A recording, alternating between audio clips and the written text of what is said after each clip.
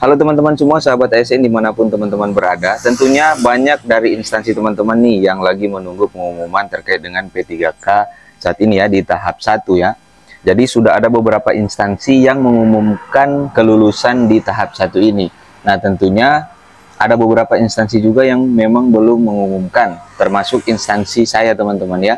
Nah oke teman-teman, kali ini saya ingin memberikan sedikit penjelasan terkait dengan kode-kode apa yang bisa teman-teman lihat nantinya teman-teman itu lulus P3K penuh waktu. Nah ini perlu teman-teman perhatikan, karena dengan kode ini kita bisa tahu nih kita di paruh waktu atau di penuh waktu.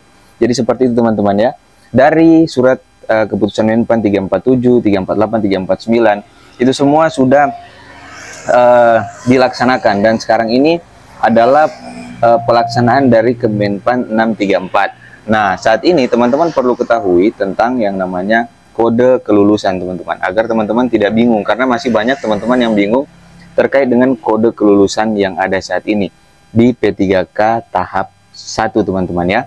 Teman-teman yang masih menunggu P3K tahap 2, saya doakan teman-teman lulus ya di P3K tahap 2. Oke, kalau kita lihat dari penjelasan ini, ternyata ada penjelasan dari P3K tahap 1 teman-teman ya. Nah, sebelum saya lanjut, untuk teman-teman yang masih menunggu, kenapa lama ya untuk proses pengumuman di beberapa instansi daerah, yang ada yang sudah pengumuman, ada yang belum. Karena pengelolaan nilai yang masih direkap sampai saat ini di BKN. Karena jangka waktunya itu kan 24 sampai dengan 31 Desember. Jadi masih ada besok dan lusa teman-teman ya. Sabar untuk menanti pengumuman tersebut. Nah, kalau kita lihat di sini, di dalam keterangan ya, dalam keterangan, kita bisa lihat bahwa L itu adalah peserta lulus menurut keputusan Menpan RB nomor 347 tahun 2024. Nah, untuk R2 adalah peserta XTHK 2 menurut keputusan Menpan RB nomor 347 tahun 2024. Untuk R3 ini adalah peserta non-ASN terdata menurut keputusan Menpan RB 347 tahun 2024. Jadi R2 itu adalah THK 2, R3 itu adalah tenaga non-ASN yang terdaftar di database BKN. Dan untuk R4, peserta non-ASN yang tidak terdata dalam keputusan Menpan RB 347, yaitu yang 2 tahun kerja. Nah, tahap 2 ini teman-teman nanti akan mendapatkan R4. Nah, untuk TH peserta tidak hadir, TMS peserta tidak memenuhi syarat. Nah, APS peserta mengajukan pengunduran diri, dan untuk DIS atau DIS peserta diskualifikasi. Oke, jadi kalau seandainya munculnya R2 strip L, berarti teman-teman itu adalah THK 2 yang lolos penuh waktu ya, penuh waktu. Nah, untuk R3 strip L berarti teman-teman itu non ASN yang lolos penuh waktu. Jadi seperti itu kodenya teman-teman ya. Perlu teman-teman perhatikan di sini agar teman-teman tidak bingung. Jadi kalau nanti ada pengumuman lalu teman-teman hanya R2 atau R3, itu berarti teman-teman itu tidak lulus. Maka teman-teman itu bisa dipertimbangkan untuk menjadi P3K paruh waktu. Nah, jadi ada tidak bang kalau R2 saja? Ada. Jadi tidak semua THK 2 itu lulus teman-teman ya.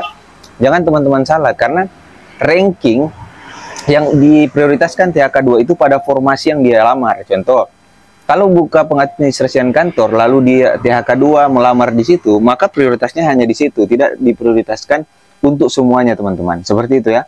Jadi teman-teman harus pahami supaya teman-teman tidak bingung, dan teman-teman juga tidak was-was bahwa wah ada THK 2 di instansi saya ada banyak, bagaimana saya bisa lolos. Nah, selama THK 2 tidak ikut formasi yang teman-teman lamar, maka prioritas itu bukan untuk THK 2-nya, tetapi untuk teman-teman non-ASN. Jadi seperti itu ya. Jadi prioritas THK 2 itu ketika dia mendaftar di formasinya. Jadi kalau hanya dia daftar di administrasi kantor atau pengelola operasional, maka prioritasnya hanya di formasi itu, tidak akan ke satu instansi atau satu kabupaten, seperti itu. Oke teman-teman ya, jadi teman-teman bisa memahami. Jadi kalau nantinya ada pengumuman teman-teman R2 strip L, berarti teman-teman itu lulus.